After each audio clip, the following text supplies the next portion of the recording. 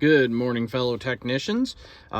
This is Mike once again with a few tips for you newer techs or guys maybe and gals considering a career in the trades, especially in HVAC. So today, just a quick couple of tips about your multimeter. You know, it's one of the devices that you're going to use the most in your career. I always say your 11-in-1, your channel locks, and your multimeter are the three tools you can probably get through your day without touching any other tools.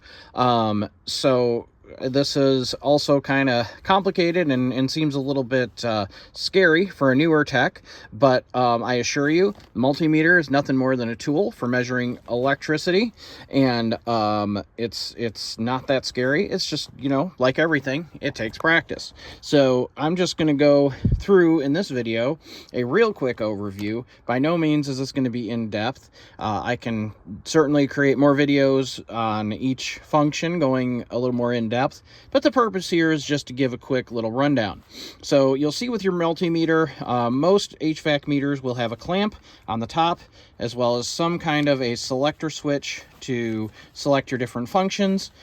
Some, if you see right here, you have some red ones and some black ones. When you first put your selector on this setting, you're going to automatically start with the function that is in black. If you wish to cycle your functions, you would use your red button. See how on the display the icons and the display are changing?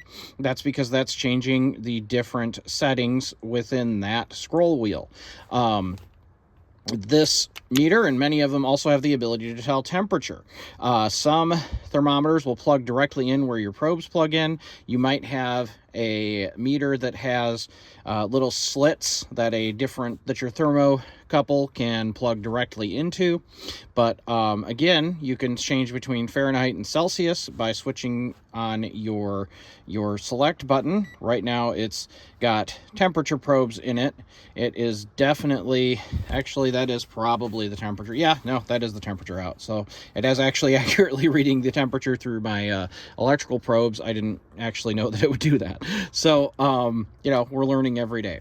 So, just a couple of quick things. So you're going to test voltage.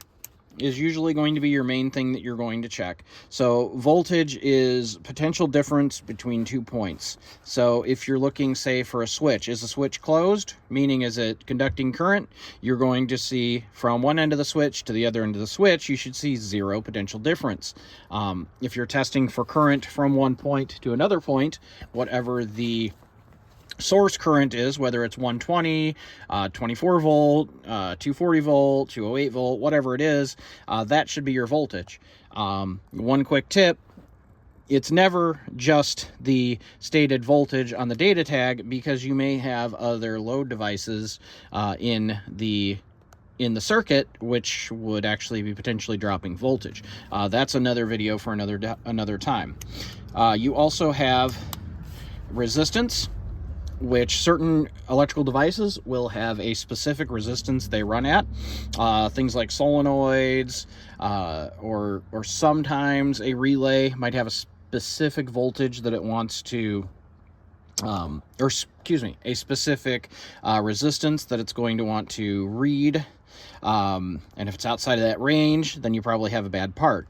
The other thing with resistance is it gives you a clue as to what's happening within the circuit. If you see some resistance across a closed switch, for instance, then that means you probably have some pitted or corroded contacts, and that switch might be bad. On the other hand, so if you see your red dot, that is going to be your continuity. See how the little speaker icon pops up there? And that's just telling you that it's going to make a sound when the two contacts touch, or when there's a path for current to follow. One thing to keep in mind: don't check for continuity or resistance on an energized circuit. The reason is that your meter is actually providing a small current itself, and if that circuit is energized, it could actually damage your meter. There's also another setting for checking diodes, which we're not going to get into in this video. And then you have your setting for testing capacitance. So capacitance is the ability I'm going to oversimplify it here and somebody's going to correct me, but capacitance is simply the ability for a capacitor to quickly charge and discharge. If it's within specifications, which will be on the data tag on the actual capacitor, it will give you a reading of capacitance, usually measured in microfarads. There are different scales of farads, but microfarads tend to be what we're going to be dealing with mostly in HVAC, especially residential. You're going to be using this when testing a motor capacitor for your fan, your compressor, or for your blower. The other thing is amps. You want to test how much current is being drawn by the load device, i.e. a motor or a heating element. And again, that's going to fall within specific ranges, and you want to make sure that you're not running super high current. Like, let's say, for example, if your compressor has a maximum running load amperage rating of 50 amps and you're pulling 48 to 52 amps, you know that motor is probably wearing down and needs to be replaced. So the other thing is, if you are having a motor that's not energizing, and you put your clamp on the wire to test the amp draw and you're not getting any amp draw at all, then that tells you that the motor's not turning because it's not getting power. So your problem is before the terminals for the motor. Probably a control board in that case, possibly. Up here we have microamps, which is used in testing flame rectification to verify that your flame rod is working and detecting flame in a gas furnace. My multimeter has a non-contact voltage setting, so there is such a thing as a non-contact voltage detector, and all it's going to do is detect the electromagnetic field from the wires. It's basically its only purpose is to tell you, is there current present? And if there is, it's going to beep and light up.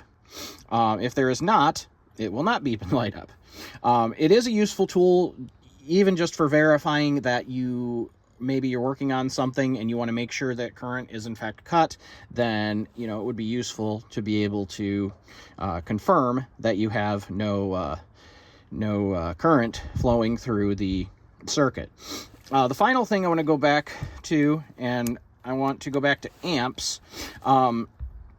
So again, back to those electromagnetic fields, you can use your probes for testing amp draw. But the simplest way is really to put the wire. So let's say you're on heating on your blower motor. The blue wire is used to energize the windings on the motor. You clamp this around your blue wire, or your neutral, which is or common, which is your white wire on most blower motors. Just one wire, not both, just one. Put that inside through, so don't clamp it on the wire in the teeth like that. That's not going to do anything. You need these two contacts to make contact, and wire goes through the hoop, and when the circuit is energized, you're going to get an amp reading. So and one other small thing which doesn't work very good is my meter has a very flimsy flashlight. That's kind of a poor excuse for a flashlight, but this one is also magnetic. It has spots for the probes to be stored, although these are different probes. These aren't the originals, so they don't actually fit in the slots anymore. But the other thing that I want to show you on the back here is this is a magnet, so you can actually stick it to the cabinet of your furnace or air conditioning unit to so you can see it better. But one thing that I do recommend is keep your meter keep it off. It will shut off after a while, but keep it in the little pouch that it came with. I've seen guys just stuff it in their tool bag, stuff it in their pocket, but honestly, they're not expensive. They're not cheap. So I want to keep my meter in good shape. I want to keep it protected, and I want to keep the meter wires protected. So I always keep everything in the pouch. Okay, guys, thank you. That's about all for today. Feel free to comment any questions, or if you have any ideas for other topics you'd like to cover in future videos. Till then, this is Mike. Once again, have a good day. Bye.